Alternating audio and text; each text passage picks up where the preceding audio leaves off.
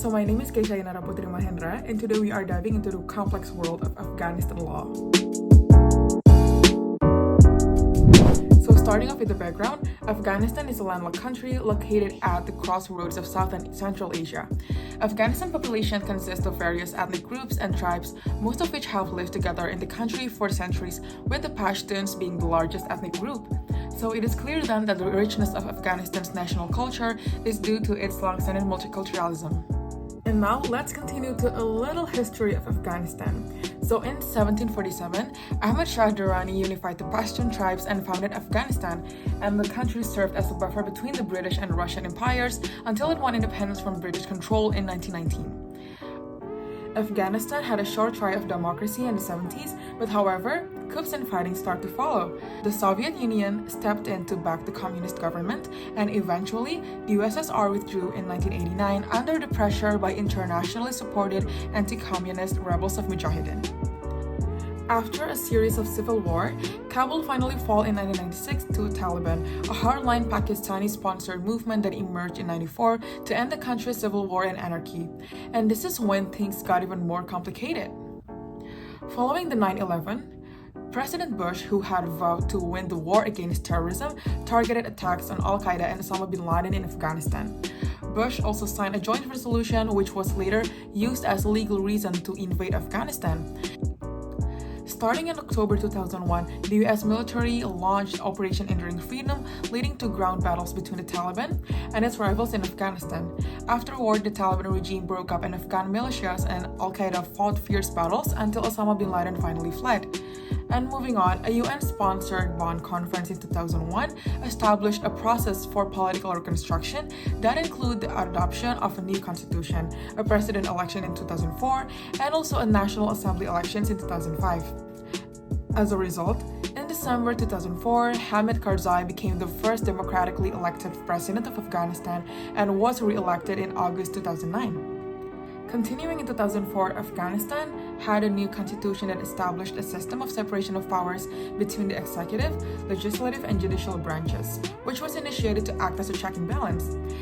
In this regard, the Afghan constitution grants authority to the executive branch, in this case the president, where his powers can determine the national policy of the country and serve as a commander-in-chief of the armed forces, as well as issue legislative decrees. The Afghan National Assembly also has the authority to ratify and annul laws, approve the state budget, and also ratify development programs, and also the international treaties and agreements, and approve or reject appointments of high-ranking officials. The constitution also stipulates that the judiciary is an independent organ of the state consisting of the Supreme Courts, High Courts, and Basic Courts. The Taliban conducted insurgency for 2 decades. But now, all of that has changed. The escalation of the current situation started when the Taliban conducted insurgency for 2 decades against the Afghan government and international forces from the United States and other countries.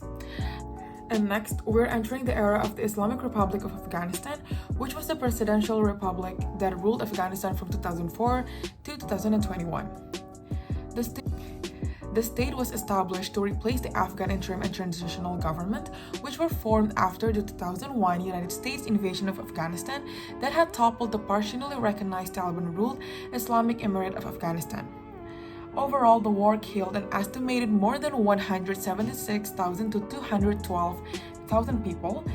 Since invading Afghanistan in 2001, the United States has spent more than $2.3 trillion on the war, which includes operations in both Afghanistan and Pakistan. And finally, in 2020, the US and the Taliban signed an agreement that led to the withdrawal from Afghanistan of international forces in exchange for commitments on counterterrorism.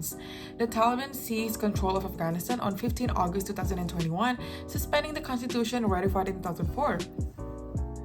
So just to be clear, the Taliban resumed de facto control of Afghanistan on 15 August 2021, reinstating the Islamic Emirate of Afghanistan, which ruled the country between 1996 and 2001. As a conclusion, it took the US 4 presidents and $1 trillion war just to replace the Taliban with the Taliban. And also, it has to be taken into account that since the mid-18th century, Afghanistan has experienced various systems of government, namely the monarchy, communism, emirate, and also quasi-democratic rule. And this complicated history makes Afghanistan the way it is right now. deal with the US in 2020, the Taliban quickly came back to power. They called their new government the Islamic Emirate. They reject elections and concentrate power in an Amir. Since their return, they have made big changes like getting rid of the old laws and judges and setting things up based on their religious beliefs, which is based on the Hanafi Mazhab or the Hanafi jurisprudence. And on September 7, 2021, Taliban authorities in control announced an interim government led by Mullah Muhammad Hassan Akhund as prime minister, and meanwhile oversight still falls under the Taliban supreme leader Haibatullah Akhundzada. Despite this, no nation has formally recognized the Islamic Emirate as the legitimate Afghan government, and the representatives appointed by the Islamic Republic of Afghanistan continue to represent the country in the United Nations. So now we are going to the fun part, which is the legal system. So before the Taliban take over, Afghanistan had a mixed legal system of civil, customary, and also Islamic law. But now, the Taliban is mostly implementing its own interpretation of Islamic law based on the Hanafi Mazhab, with the Sharia law acting as the supreme law of the land. And moving on, it needs to be taken into account that actually one of the reasons why the Taliban gained power is not only through arms but also through the establishment of a judicial system. So this brings to my next point, on which how the court plays a huge role in constructing the social order in Afghanistan, since the rule of law is still not crystal clear. So the Taliban judicial system participated in the production of social order at 3 levels. So first of all, the Taliban judicial system was one part of a broader administration which incorporates the formal principle and also the state functioning. So the Taliban judges itself were part of a system of cross-recognition and legitimation based on a differentiation between political, military, and judicial functions. So Taliban leaders employed judges to enforce the hierarchy within the movement to maintain a centralized authority. But however, without a specialized police force, the judges depended on combatants to enforce rulings. And second of all, as I stated before, the Taliban used their judicial system to establish themselves as the governing body in Afghanistan. So it is hard to precisely measure how effective these courts were in practice, but they seem to help the Taliban gain support in areas that were previously against them. And finally, well, surely the Taliban has its own interpretation of Sharia law. The Taliban's legal system played a role in shaping a different social structure marked by their conservative values and also their strict moral principles. So Afghanistan's highest court, called the Supreme Court of the Islamic Emirate of Stera Mahkamah, was brought back in 2021 after the Taliban regained control.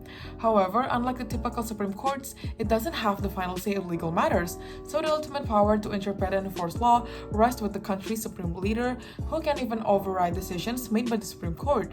Circumstances, the Islamic Emirate of Afghanistan seems to function without a clear legal political framework, relying solely on broad directives that stipulate the regulation of all aspects of life and governance by the Sharia law, and also the principle of the Islamic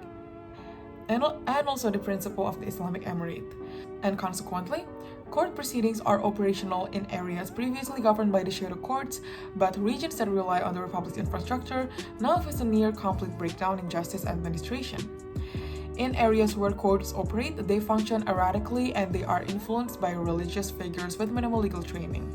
Actually, the arbitrariness of these court proceedings has resulted in unclear judgments, oftentimes without any determinations of law or fact, and without any defined parameters for the court's jurisdiction.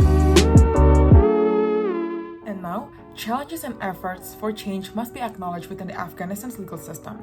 The Taliban's actions to some extent have restricted individual rights, particularly for women, by incorporating harsh interpretation of Sharia law, which leads to the reinforcement of strict gender norms. And other than that, the current legal framework under the Islamic Emirate of Afghanistan remains dysfunctional. The previous multi-tiered court system, covering various legal areas, remains inactive since the comeback of the Taliban. So, Taliban's actions, which includes dismissing numerous judges from the former government and replacing them with